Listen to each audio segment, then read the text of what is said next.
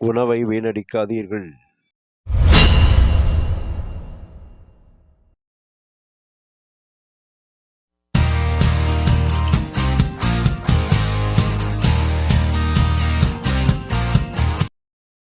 Hi viewers and subscribers. கண்டங்கத்திரிக்காயில் ஒரு அருமையான குழம்பு செய்கிறோம். அந்த குழம்பு செய்கிறதுக்கு முன்னாடி நம்ம சேனலில் சப்ஸ்கிரைபர் பண்ணிக்கோங்க. பக்கத்தில் இருக்க பெல்லைக்கான ப்ரெஸ் பண்ணிக்கோங்க.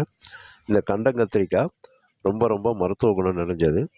இது சாப்பிட்றதுனால நம்ம தொண்டையில் இருக்கக்கூடிய அந்த சளி கட்டெல்லாம் இதை எடுத்து விட்டுரும். இது உணவில் நம்ம வந்து குழம்பு கூட்டாக செஞ்சு சாப்பிட்டுக்கலாம்.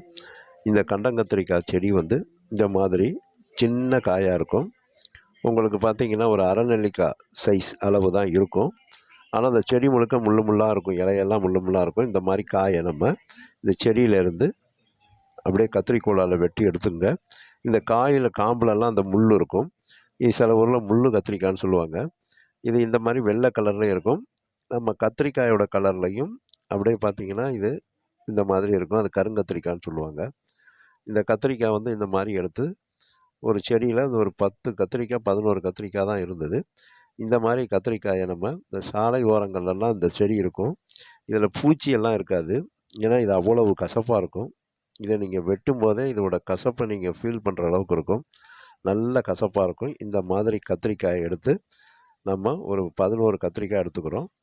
இதுக்கு நம்ம ஒரு 50 கிராம் சின்ன வெங்காயம் எடுத்துக்கிறோம்.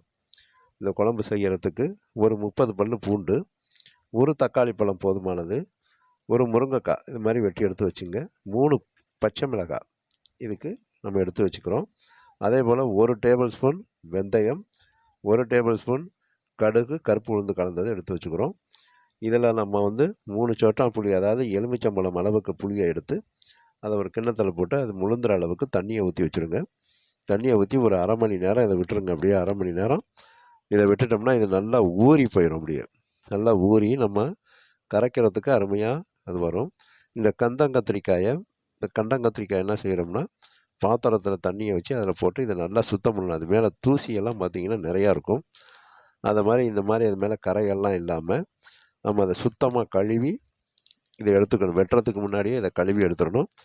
வெட்டிட்டு கழுவக்கூடாது. இது மாதிரி வெட்டுறதுக்கு முன்னாடி இதை கழுவி இது மாதிரி எடுத்துங்க. இந்த காம்பு வந்து பார்த்திங்கன்னா முள் இருக்கும், கவனமாக செய்யுங்க. அதோட இந்த கத்திரிக்காயில் இருக்க அந்த காம்பு சீக்கிரமாக பிக்க வராது. அதை வந்து பார்த்திங்கன்னா நல்லா தண்ணியில் அலசிட்டு இந்த மாதிரி ஒரு தட்டில் எடுத்து வச்சுங்க. இதுக்கு இப்போது ஒரு அகலமான ஒரு பவுலில் 1 டேபிள் ஸ்பூன் தயிர் விட்டுக்குங்க. தயிர் விட்டு அந்த தயிர் வந்து பார்த்திங்கன்னா நல்லா நிறைய தண்ணியை ஊற்றி மோராக கரைச்சி எடுத்துக்குங்க. இதில் வந்து நிறைய தண்ணி ஊற்றணும். தண்ணி ஊற்றி நல்லா நிறைஞ்சி தண்ணி வரணும். அந்த கப்பு பவுல் அளவுக்கு வந்தோடனே நம்ம அதை நல்லா அந்த தயிரை கலந்து விட்டோமோ மோராகிடும். அந்த வெண்ணெய் வடிகட்டினது மாதிரி ஆகிடும். அந்த அளவுக்கு இதை நல்லா மிக்ஸ் பண்ணி தண்ணியாக எடுத்து வச்சுங்க. இப்போ கழுவி சுத்தம் பண்ணி எடுத்து வச்சுருக்க அந்த கண்டங்கத்திரிக்காயை இந்த மாதிரி கத்தியால் காம்பை நீக்கிடுங்க. அதில் முள் இருக்கிறதுனால இந்த மாதிரி கத்தியால் அது மேலே இருக்க காம்பை நீக்கிடுங்க. அப்போ தான் இது உள்ளே வந்து நம்ம குழம்புல போடும்போது அந்த அந்த புளிப்பு காரமெல்லாம் நல்லா உள்ளே அந்த கத்திரிக்காய்க்குள்ளே இறங்கும். இல்லைன்னா அது அப்படியே மேலாக்கவே இருக்கும், அது வேகாது. அதே டைமில் பார்த்திங்கன்னா அது சாப்பிட முடியாது, அந்த அளவுக்கு கசப்பாக இருக்கும். இந்த மாதிரி ஒரு கத்திரிக்காயை 2ஆக வெட்டிக்குங்க. ஒரு கோழிக்குண்டு சைஸ் தான் இருக்கும், சின்ன கோழிக்குண்டு சைஸ் தான் இது இருக்கும். அந்த சைஸில் இருந்தால் தான் அது சாப்பிட நல்லாயிருக்கும். இது மாதிரி வெட்டி இந்த வெட்டின 2 பாதியாக வெட்டினதை அந்த மோர் தண்ணியில் போட்டுருங்க. மோர் தண்ணியில் போட்டு 1 மணி நேரம் விட்டுருங்க. இது அப்படியே 1 மணி நேரம் விட்டுட்டிங்கன்னா இதில் இருக்கக்கூடிய அந்த கசப்பெல்லாம் இது வந்து நமக்கு எடுத்துரும். ஏன்னா அந்த கசப்பு அப்படி கசக்கும். அந்த கத்திரிக்காய் தொண்டையில் பார்த்திங்கன்னா உங்களுக்கு போய் கசந்துச்சுன்னா உங்களுக்கு வாமிட் எடுக்கிற அளவுக்கு இருக்கும், அந்த அளவுக்கு கசப்பு இருக்கும். இந்த மோரில் போட்டிங்கன்னா அந்த சுத்தமாக அந்த கசப்பை அந்த 1 மணி நேரத்தில் இது சுத்தமாக எடுத்துரும். இப்போ நம்ம சமைக்கிறதுக்கு ரொம்ப எளிமையாக இருக்கும், நல்லா டேஸ்ட்டாக இருக்கும் சாப்பிட்றதுக்கு. அதனால் மோர் தண்ணியில் போட்டு இதை நல்லா வெட்டி போட்டு கலந்து விட்டுடுங்க. நல்லா மிக்ஸ் பண்ணி கலந்து இந்த மோர் தண்ணி அதில் நல்லா பிறல்ற அளவுக்கு முழுந்துற அளவுக்கு இதை பிரட்டி வச்சுருங்க. இப்போ நம்ம இதுக்கு நம்ம அடை மாங்காயில் இருக்கக்கூடிய அந்த மாங்கொட்டையை எடுத்து, இது ஒட்டு மாங்காயில் போட்டது, இதை எடுத்து இந்த மாங்கொட்டையை அது மாதிரி வெட்டி அது உள்ளே வந்து பார்த்திங்கன்னா பருப்பு இருக்கும். அந்த மாங்கொட்டைக்குள்ளே பருப்பு இருக்கும். அது வந்து கருப்பாக பார்த்திங்கன்னா அதில் பூச்சியெல்லாம் இருக்கும்.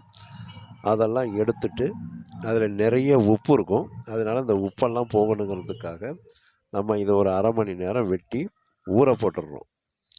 இப்படி இது மாதிரி ஊற போட்ட பிறகு இதை திரும்ப என்ன செய்யணும், நல்லா அப்படியே கையால் பிசைஞ்சு விட்டு இதை இந்த மாதிரி தேய்ச்சி அந்த உப்பெல்லாம் எடுத்துடுறோம். இப்படி எடுத்துட்டிங்கன்னா அதில் அதிக அளவு உப்பே இருக்காது. அந்த மாங்கொட்டை மட்டும் நமக்கு நல்ல டேஸ்ட்டாக புளிப்போடு இருக்கும். அதுக்காக அந்த உப்பெல்லாம் அலசி சுத்தம் பண்ணிவிட்டு அதை ஒரு தட்டில் எடுத்து வச்சுக்கோங்க. இந்த மாதிரி எடுத்து வச்ச பிறகு நம்ம ஊற வச்சுருக்க புளியை நல்லா கரைச்சி விட்டுருங்க. நல்லா பிசைஞ்சு அதை கரைச்சி வச்சுருங்க. அது ஊறி நல்லா மொதுன்னு வந்துடும். அப்போ நமக்கு பார்த்திங்கன்னா அதை கரைச்சி வைக்கிறதுக்கு ரொம்ப எளிமையாக இருக்கும். இந்த மாதிரி அதை நல்லா கரைச்சிருங்க. கரைச்சிட்டு அதில் விதை, ஓடு, தூசிகள்லாம் இருக்கும். அதை இந்த மாதிரி ஜூஸ் வடிகட்டுறதை வச்சு அந்த புளி தண்ணியை சுத்தமாக வடிகட்டிக்குங்க. சுத்தமாக இந்த மாதிரி வடிகட்டிக்குங்க. இதில் தேங்காயெல்லாம் எதுவும் சேர்க்கறது இல்லை.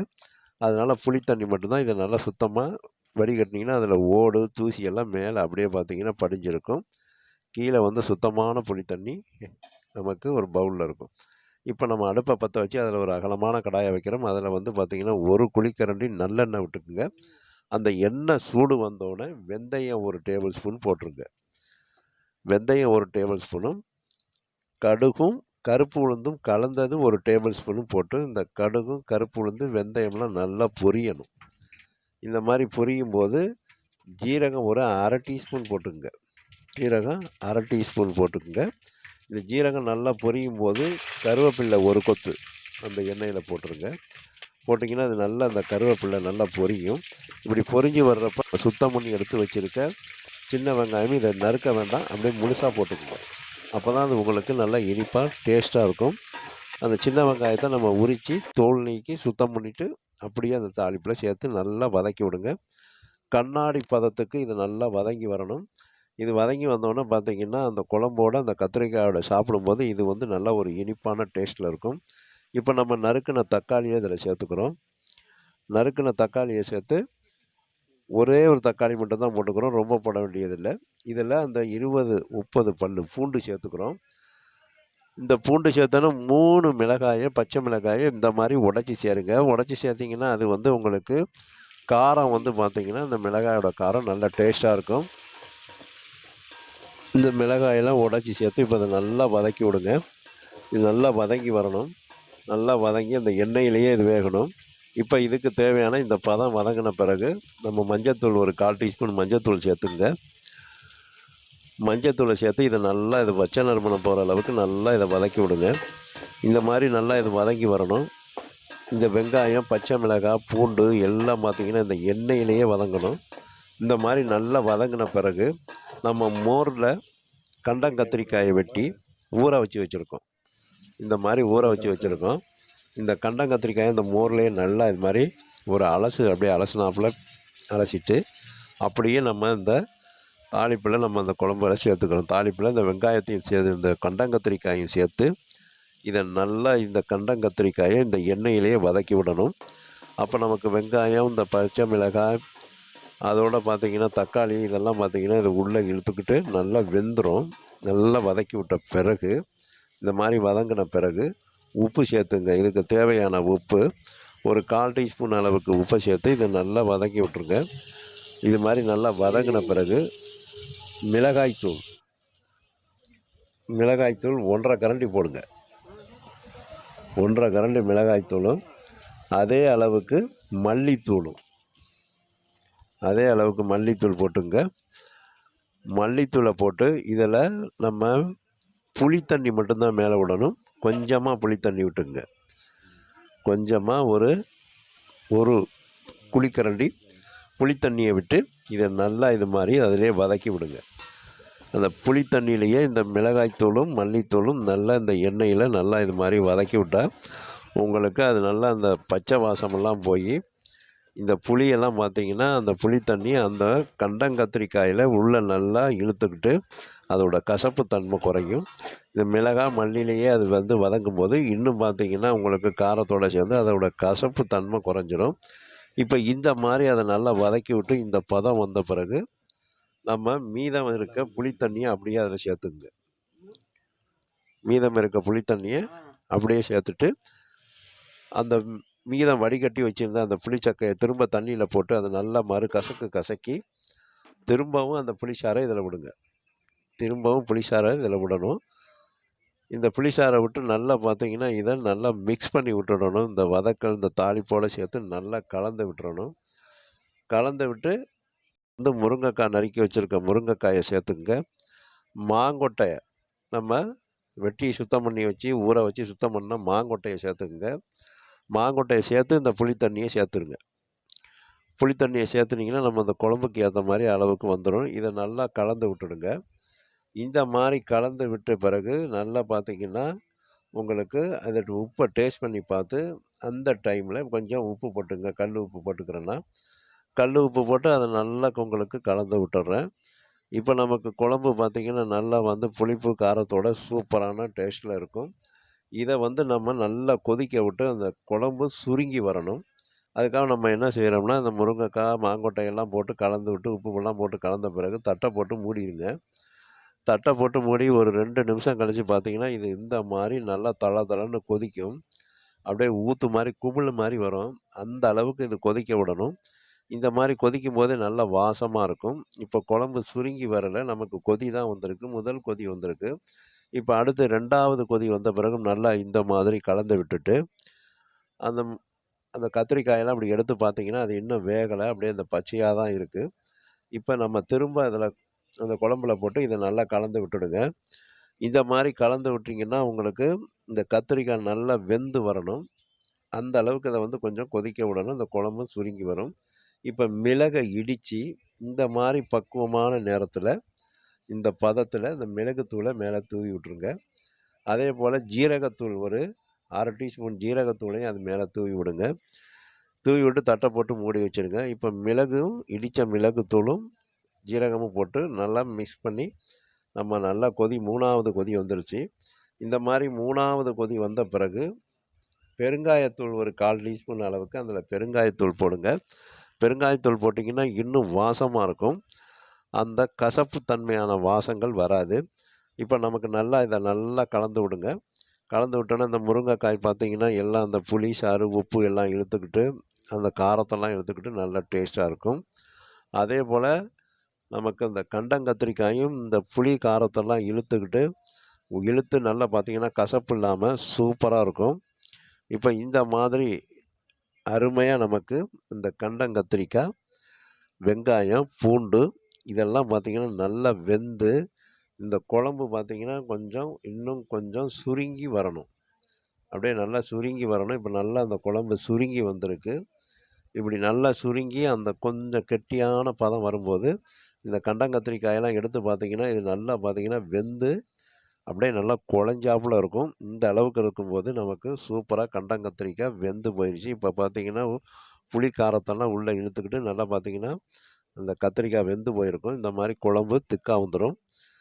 இந்த மாதிரி குழம்பு திக்காக வந்துடும். இதை நல்லா மிக்ஸ் பண்ணி கலந்து விட்டுட்டு, இது மேலே நம்ம வந்து கொத்தமல்லி தலையை தூவி, இந்த மாதிரி தூவி விட்டு நீங்கள் இப்போ ஸ்டவ் ஆஃப் பண்ணிக்கோங்க. இந்த கடாயில் இருக்க சூட்லேயே மற்ற எல்லாமே வந்து பார்த்திங்கன்னா ஈவனாக வெந்து வந்துடும். இப்போ இது மாதிரி அடுப்பை ஆஃப் பண்ணிவிட்டு, கொத்தமல்லி தலையை தூவி அடுப்பை ஆஃப் பண்ணிவிட்டு, நம்ம ஒரு அகலமான கிண்ணத்துக்கு இதை மாற்றிடுங்க. இந்த மாதிரி மாற்றி அழகுபடுத்தி கொடுத்திங்கன்னா, இது அவ்வளவு சூப்பராக இருக்கும். சாப்பிட நம்ம திகட்டாமல் சாப்பிட்லாம். இந்த கண்டங்கத்திரிக்காய் வயிற்றில் இருக்க நமக்கு தேவையற்ற அந்த கிருமிகளெல்லாம் வெளியேற்றிடும். அதே போல் பார்த்திங்கன்னா, சளித்தன்மையெல்லாம் குறைக்கும். உடம்பில் பார்த்திங்கன்னா நல்லா ஆரோக்கியமாக இருக்கும். இதை நல்ல சுடு சாதத்தில் இந்த கண்டங்கத்திரிக்காய் குழம்பும், அப்பளம், வடகம் அதோட இதுக்கு வந்து பார்த்திங்கன்னா, நல்ல ஒரு மாங்காய் ஊறுகாயும் இதுக்கு நல்ல டேஸ்ட்டாக இருக்கும். இந்த கண்டங்கத்திரிக்காய் குழம்பை எடுத்து அப்படியே சாதத்தில் ஊற்றி, சாதத்தில் அப்படியே அந்த கத்திரிக்காயோடு போடணும். இந்த வெங்காயம், பூண்டு இதெல்லாம் அதில் இருக்கணும். இந்த மாதிரி அந்த கத்திரிக்காயெல்லாம் சேர்த்து இந்த குழம்ப சாதத்தில் ஊற்றி, நீங்கள் அப்படியே நல்லா அந்த மாங்கொட்டையும் அதில் விழுகணும். அந்த குழம்போட இந்த மாங்கொட்டையும் விழுகணும்.